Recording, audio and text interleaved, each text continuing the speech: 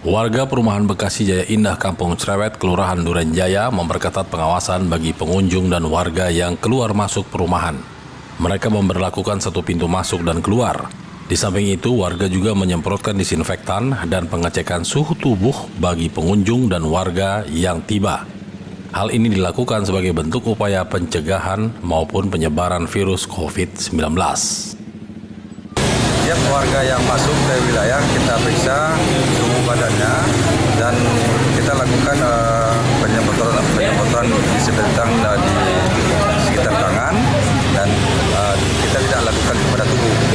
Alhamdulillah kami dari pengurus wilayah RW 14 sangat bersyukur sekali dengan istilahnya inovasi dari anak-anak Karang Taruna termasuk relawan yang ada di lingkungan RW 14. Dengan adanya kegiatan penutupan ini, masyarakat di lingkungan kami itu kelihatannya sangat mendukung sekali. Kegiatan pencegahan ini merupakan gagasan yang dilakukan oleh pemuda atau Karang Taruna setempat demi mencegah virus corona yang saat ini menjadi pandemik. Dari Bekasi, Ari Ridwan, Nusantara TV melaporkan.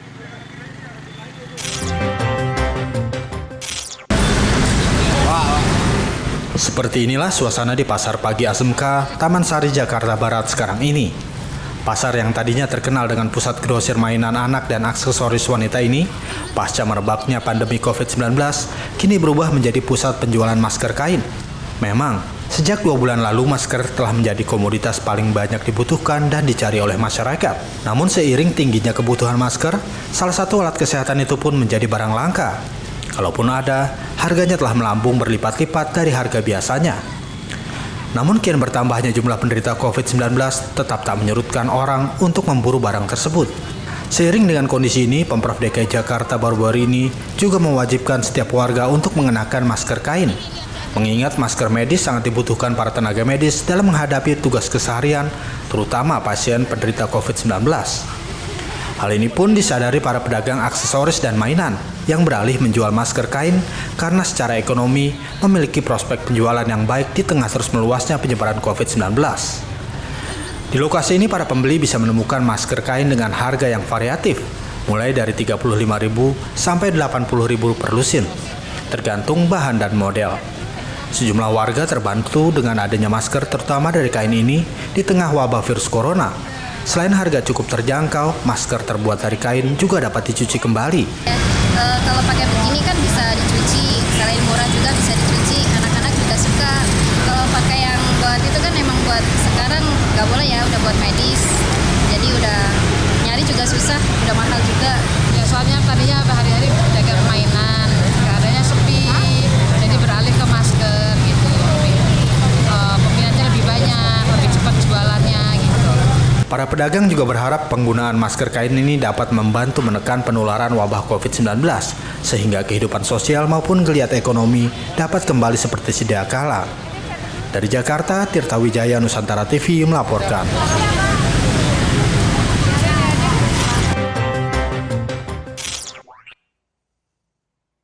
Gubernur DKI Jakarta Anies Baswedan mengatakan penerapan PSBB itu sudah dibicarakan bersama jajaran Forum Komunikasi Pimpinan Daerah DKI Jakarta yang berlangsung hingga malam hari. Anies menegaskan secara prinsip DKI selama ini sudah menerapkan apa yang diatur lewat PSBB, seperti pembatasan rumah ibadah, sekolah, tempat kerja, dan transportasi. Oleh karena itu, yang akan dilakukan mendatang adalah untuk penegakan agar ditaati masyarakat. Mulanya Anies mengirim surat ke Terawan Agus Putranto guna meminta restu penerapan PSBB di DKI Jakarta. Merujuk pada PP nomor 21 tahun 2020, kepala daerah yang ingin menerapkan PSBB harus meminta izin ke Menkes. Selanjutnya Menteri Kesehatan pun berkonsultasi dengan gugus tugas percepatan penanganan COVID-19 nasional mengenai ajuan kepala daerah tersebut. Setelah melalui beberapa proses revisi, pengajuan dari DKI itu akhirnya disetujui. Terawan menandatangani surat persetujuan PSBB di Jakarta.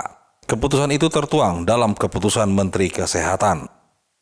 Terawan mempertimbangkan sejumlah hal. Pertama, data menunjukkan peningkatan dan penyebaran kasus virus corona yang signifikan dan cepat, serta transmisi lokal di Jakarta. Lalu kajian epidemiologi dan pertimbangan kesiapan daerah dalam aspek sosial, ekonomi, dan aspek lainnya. terkait pelaksanaan PSBB di DKI guna menekan penyebaran COVID-19.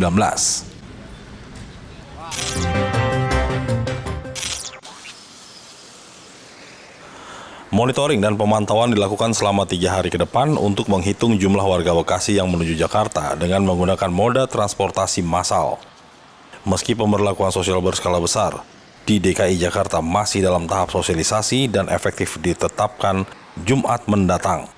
Jumlah pergerakan warga Bekasi di beberapa titik perbatasan Bekasi-Jakarta pun berkurang. Begini sebetulnya.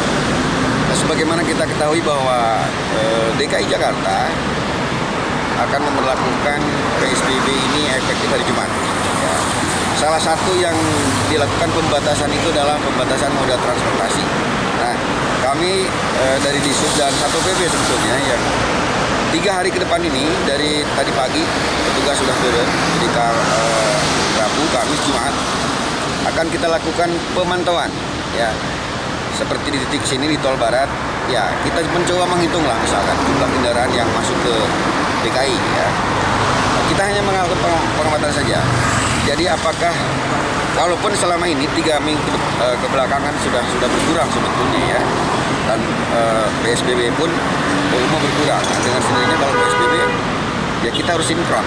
Selain di Gardu Tol Bekasi Barat 1 dan Gardu Tol Bekasi Barat 2, pengamatan dan pemantauan dilakukan di Gardu Tol Bekasi Timur, Stasiun Keranji, Stasiun Bekasi Timur, Terminal Bekasi dan Terminal Kayu Ringin, serta Jalan Kota Bekasi yang berbatasan dengan wilayah DKI Jakarta, Kota Bogor, dan Depok.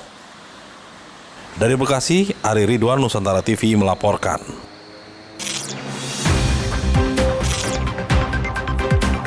Nusantara Sepekan akan kembali sesaat lagi.